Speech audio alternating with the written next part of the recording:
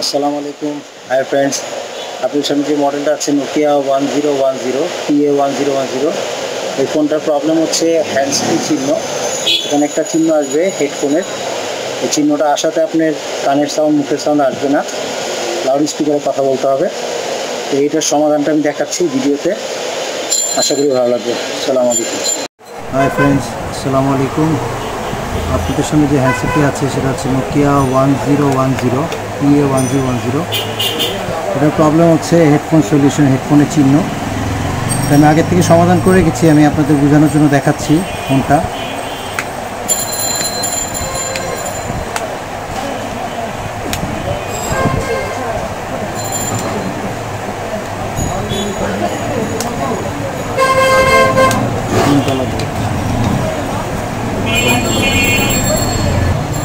হ্যান্ডসেটের problem, এই ফোনটার problem হচ্ছে হেডফোনের চিহ্ন আসে, হেডফোনের চিহ্ন চলে আসে, যার কারণে কানের সাউন্ড, মুখের সাউন্ড আসে না।